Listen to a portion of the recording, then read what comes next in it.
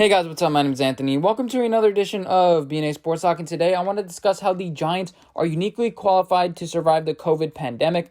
But first, before we get into that, I want to mention that the Giants there's some Giants news. The Giants did end up getting Marcus Golden back. It depends if he signs a franchise tag or whatever tag that it's called.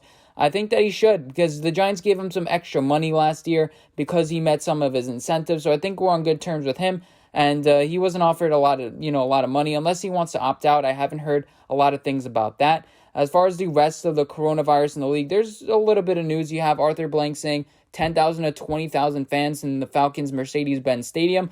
That's a little bit of positive signs. I think that the cases are going to go down because it's going to spread throughout the community, and there's going to be a little bit of a herd immunity.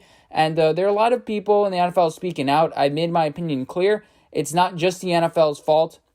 This whole coronavirus thing, the players are a little bit culpable too. There's a reason why 60 plus, I don't care what number you think, people tested positive for coronavirus. There's people playing and they're hooping and balling and going to all these different places, planes, and meeting fans. And well, I mean fans, but they're working out and stuff. Everybody is responsible for this. The problem is the NFL, there are some people in that front office that haven't played football. They don't know the exact protocols and things like that. It's going to end up getting worked out. I'm confident in that.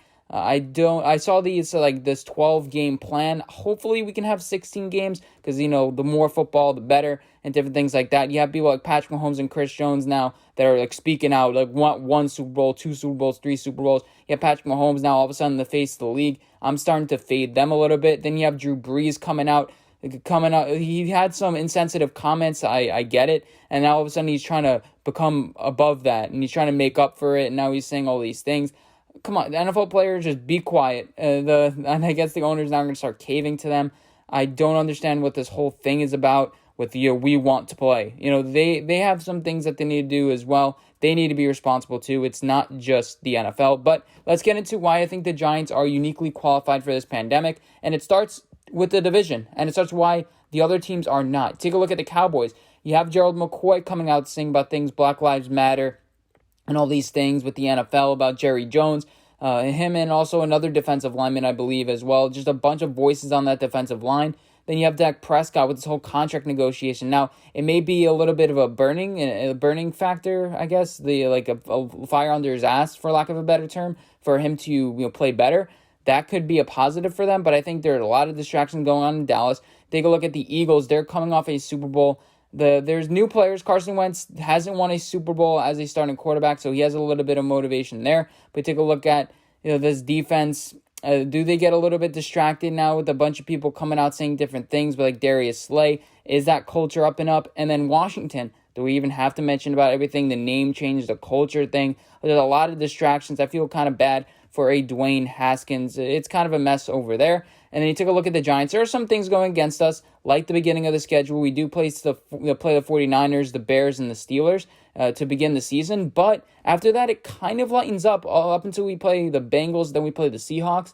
I think it lightens up a little bit, and we can go on a little bit of a winning streak. Now, what makes the Giants so qualified? We have silent leadership. We have Joe Judge saying, let's keep everything in-house. We'll voice concerns in-house. You already have Darnay Holmes, Daniel Jones' story come out today. They're already in East Rutherford. They want to play. They want to improve. We've seen Daniel Jones' leadership and trying to get things done.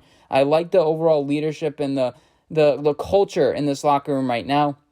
And once we get some winning going, then nothing will stop us. Well, the first 2 games with Daniel Jones, we won. We felt like we were on top of the world. I remember that. And then all of a sudden we lost 8 straight or whatever it was. But we still felt really good when we were winning games. And I think that the Giants just win some games, and that culture is only going to get better. You're going to have players, actually being excited to play the game and, excited. Golden Tate last year joined us because he was excited to play for the Giants because he said he wanted to play for a winning organization. So there's something like that. Obviously, there are positives and negatives. You have Matt Parrott, who just signed his deal today. I'm assuming all the rookies are going to.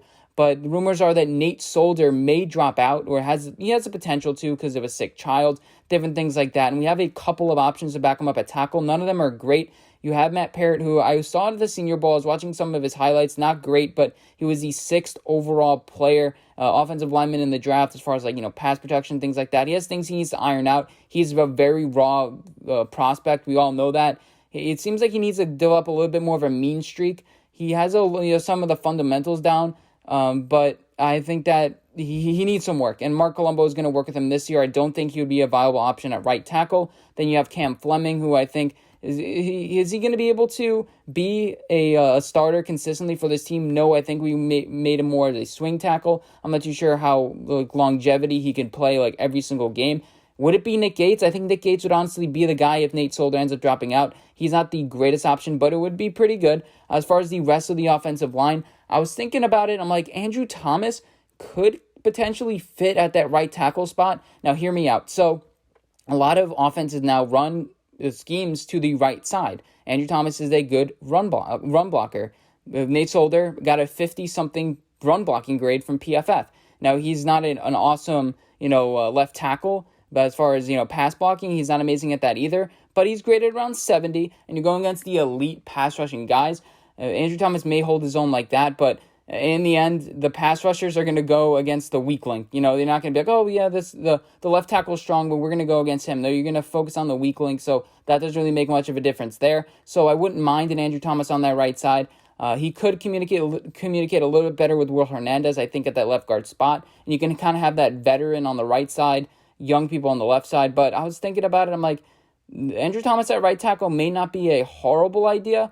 I think, he's been training both sides. That's what his trainer has been saying. We're going both sides. We don't know what we're doing. And if the Giants are comfortable with that, if, it makes Nate Solder play a little bit better, because I'm not too sure how we would be on the right side. And then plus you have a Levine Toilolo who's going to do some chip blocks.